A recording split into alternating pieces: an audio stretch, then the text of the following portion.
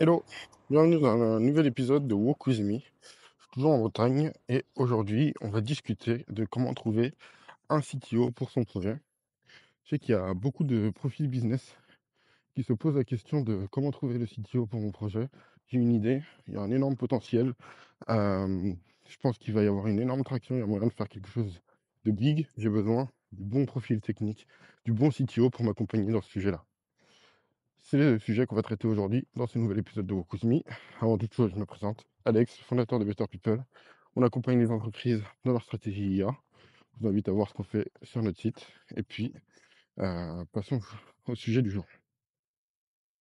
Alors, quand on cherche un CTO pour son projet, on va chercher une personne technique de confiance. Et il va y avoir deux types de CTO en fonction des projets.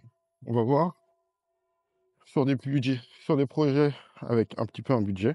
En tout cas, je recommande d'avoir un petit peu un budget. On va chercher un CTO qui est capable de manager des équipes et qui est capable d'avoir la vision.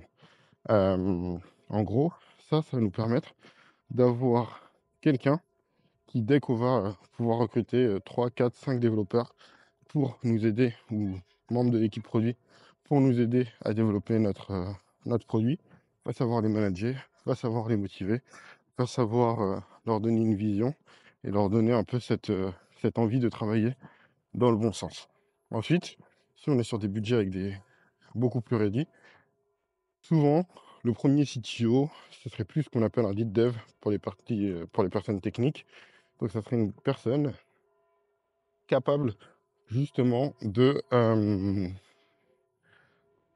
coder les premières parties de notre application, de notre service, de pouvoir gérer toute cette partie produit à elle toute seule. Et en fait, ce qui est important, c'est pas forcément son track record ou ses capacités de management, c'est que ses capacités de production, de produire intelligemment et d'être motivé par l'aventure. C'est un peu les deux gros profils, il y en a plein d'autres, mais les deux gros profils de CTO que vous devez rechercher en fonction de à quoi va ressembler ses premiers 6 mois ou sa première année. Ensuite, vous inquiétez pas, tout ça, ça peut changer. De toute façon, derrière, il faudra démontrer une traction, un marché, pouvoir lever des fonds, pouvoir avoir suffisamment d'argent pour faire grossir l'équipe. Et donc, moi, ma recommandation, c'est que votre premier point d'attention, ça doit être justement qu'est-ce que vous allez faire pendant la première année. Maintenant, une fois que vous avez vu un peu le profil qui vous correspond, il faut, ça va être comment vendre ma solution à un CTO. D'abord, on va regarder comment vendre l'aventure à un CTO, qu'est-ce qui va intéresser un CTO justement pour me rejoindre. Et puis après, on verra où les chercher. Parce que si on les trouve mais qu'on ne sait pas leur vendre, on va juste griller ses cartes. Donc, comment vendre un projet à un CTO?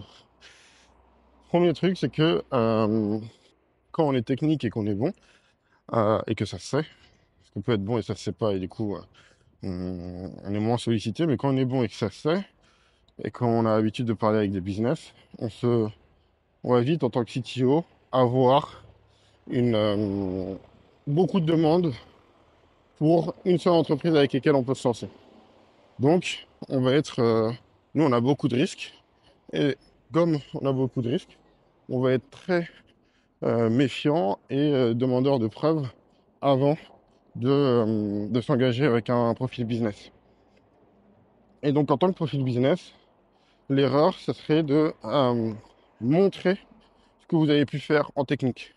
Parce que si vous avez un bon CTO, alors c'est bien de faire de la technique et de montrer que vous êtes dans la production et dans l'action. Par contre, votre technique, elle sera nulle.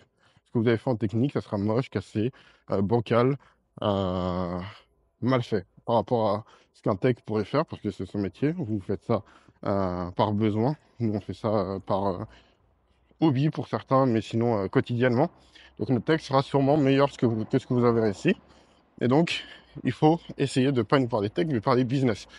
On a l'habitude, on travaille que pour des business, on est payé par les business. Euh, Essayez de montrer les preuves business et votre capacité à faire vos devoirs. En fait, quand on a un CTO, on sait que nous, ce que vous allez nous dire, on sait par A plus B qu'on est capable de le délivrer. Parce que soit on l'a déjà fait, soit c'est logique et on sait le faire, soit on a des potes qui l'ont fait En tout cas, il n'y a pas d'incertitude sur la capacité à réaliser les solutions, surtout que la plupart des startups ont des solutions techniques pas très compliquées. C'est-à-dire que vous pouvez penser que c'est compliqué ce que vous voulez. À un moment, les briques compliquées sont faites par des acteurs qui ne font que ça, sous forme d'API. Donc, on va payer des services, par exemple, sur la partie IA, on va payer des services sur la partie reconnaissance de voix, etc. Et le job, ça va être de faire du web, de stocker ça dans une base de données et de faire des sessions utilisateurs et une bonne expérience utilisateur. Donc, souvent, la tech est pas très compliquée, à part des sujets où vous savez quand la tech elle est compliquée. Mais si vous vous dites c'est un peu compliqué, mais ça va, c'est que c'est pas compliqué. Donc, il ne faut pas parler de la technique. Nous, on sait qu'on va pouvoir faire nos devoirs. Nous, ce qu'on veut voir, c'est votre capacité à faire vos devoirs. C'est vos capacités à nous dire, ok, bah, si je mets tous mes œufs dans le même panier, je veux que ce soit cette personne qui vende mes œufs. Et donc, c'est votre capacité à vendre.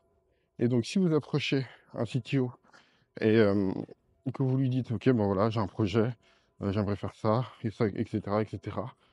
Grosse promesse de traction, euh, et qui vous pose la question, ou même qui vous pose pas la question, mais que vous lui dites pas, moi j'ai déjà réussi, sans créer le produit, à avoir 5000 personnes qui sont inscrites et qui sont intéressées. Regarde, j'ai 5000 emails, et c'est le formulaire qu'ils ont rempli. Et ben, vous allez tomber dans un truc où on n'est pas sûr que vous êtes capable de faire, de vendre la promesse et la vision que vous avez.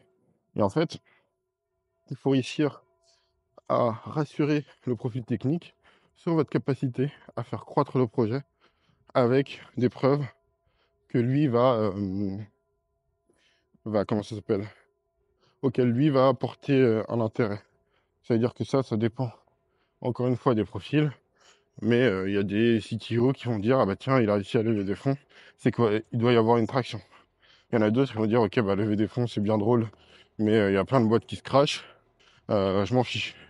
Il y a des gens qui vont vous dire, ah bah tiens, avoir des sign-up sur un formulaire, c'est pas mal, ça me suffit comme preuve. Si le mec arrive avec 300 sign-up sur son formulaire, ça me suffit comme preuve. Il y en a d'autres qui vont dire, ah bah non, en tant que moi j'ai pas des clients, ça veut dire que le mec il a rien fait et qu'il est pas capable de vendre. Et donc ça, c'est à arbitrer en fonction de vous, ce que vous êtes capable de faire.